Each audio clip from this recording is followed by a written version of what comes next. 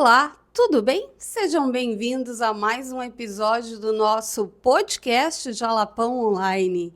É um prazer recebê-los em mais um episódio. E o tema de hoje vai ser: seja um chinês se estiver na China, seja um boliviano se estiver na Bolívia. Calma que eu vou explicar. Hoje eu estava ouvindo nem é um podcast, é só um pensamento que o Joel J faz todos os dias, ele coloca na Spotify. E aí ele falava assim: seja um chinês se estiver na China. Ele contava de uma situação em que ele viajou para a China e aí ele estava lá no aeroporto, estava na fila esperando e de repente muita gente começou a entrar na frente, a passar pela frente. Ele disse que foi inflando assim, foi ficando, sabe, quando você fica assim sufocada de raiva de não concordar com aquela situação. E aí uma americana do lado chegou para ele e falou assim: "Você está com raiva, né?" E aí ele falou: "Muito." E ela falou assim: "Seja um chinês se você estiver na China." E agora eu vou te contar, eu vou te explicar qual a moral da história, mas antes eu vou te dar um outro exemplo. Na época que eu estudava na Bolívia, todos os meses, quando eu ia efetuar o pagamento da mensalidade da faculdade, lá tinha uma fileira de cadeiras, assim, é, que dava acesso ao caixa, que você ficava sentado enquanto aguardava a sua vez de sentar. E aí, por exemplo, aqui tem 5 cadeiras, tem uma fileira aqui de 10 cadeiras, por exemplo. E aí tem 5 pessoas na minha frente, eu chego e sento na última posição.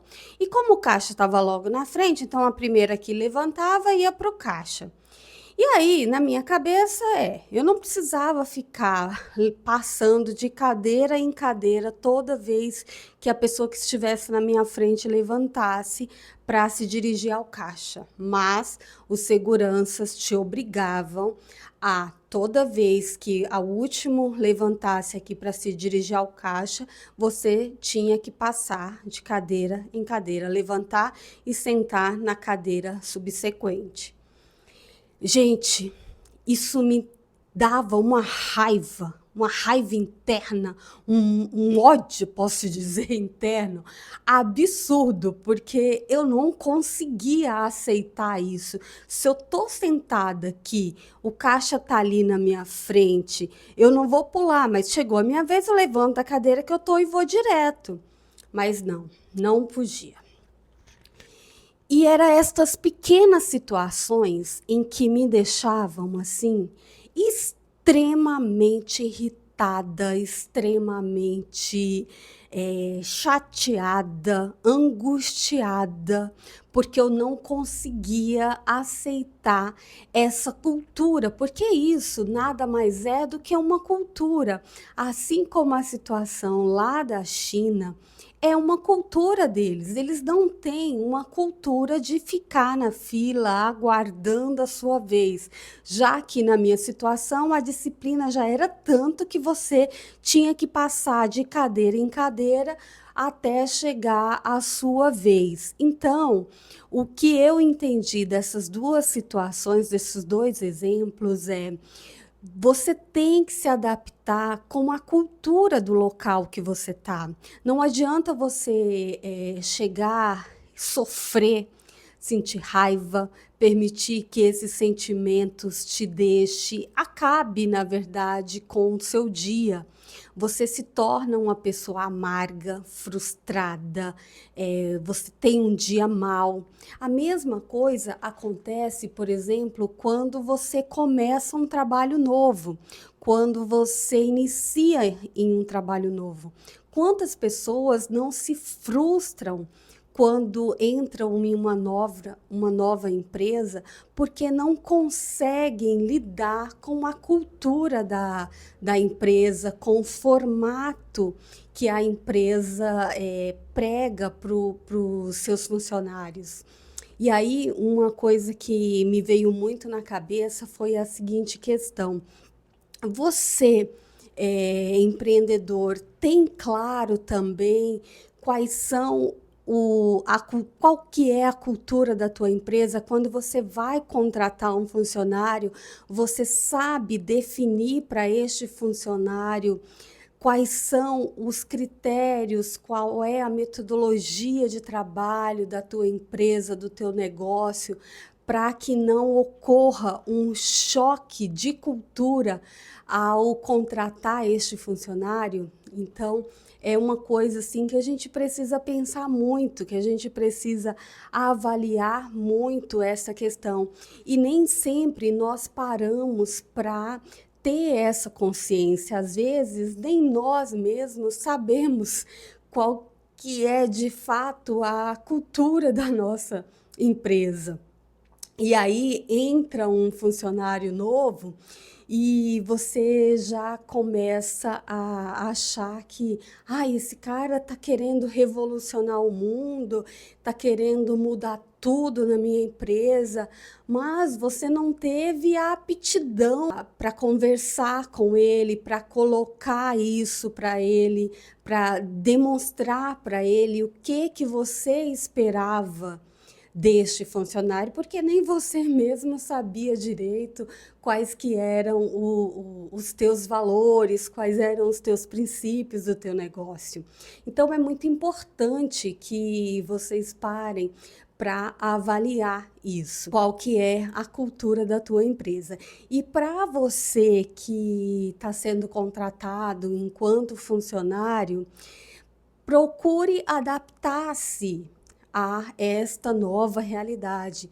Não adianta você chegar chocando, brigando, sofrendo, causando uma angústia, né? Porque isso é ruim só para você. Eu confesso para vocês que eu já fui uma pessoa assim que muito irritada, muito. Eu me irritava com uma facilidade que era assim uma coisa surreal. Depois, quando eu estava pensando sobre esse tema, eu fiquei até lembrando de uma outra situação em que eu me irritei tanto, tanto, que eu não gosto nem de me recordar muito deste dia. Eu estava de plantão, né? 6 horas em um hospital, 6 horas no outro. E nessa época eu estava com um paciente de cirurgia bariátrica complicado, que eu estava fazendo uma assistência particular, então eu estava indo nele 3 vezes ao dia. Então, antes de entrar no primeiro hospital, eu ia nesse paciente, no intervalo entre um paciente e outro, eu retornava para vê-lo, no final eu retornava e às vezes eu ficava até meia-noite. E esse dia eu saí do hospital, já era quase meia-noite. E aí eu cheguei no meu prédio, o porteiro me avisou que eu não poderia estacionar o meu carro, porque a garagem, a minha vaga era no subsolo e a garagem estava interditada, porque eles tinham feito manutenção em uma grade lá. E que o aviso tinha sido colocado no elevador. Mas como eu saía tão rápido, numa correria tão grande, se o aviso estava lá, eu não percebi. E aí, o que eu poderia fazer? Tudo bem, não tá. Eu não vi o aviso antes, eu ter me programado. Gente, mas eu aprontei um escândalo. Eu fiz a síndica descer, eu toquei interfone, eu fiz um escândalo na portaria, que eu não aceitava, que era inadmissível, e ela falando que o aviso estava lá no elevador, mas que eu não tenho obrigação, porque eu fico o dia inteiro fora de casa e o meu carro não vai dormir na rua. Eu sei que eu aprontei um escândalo tão grande que o porteiro falou assim, não, calma, calma, que eu vou arrumar uma vaga para você no prédio da frente.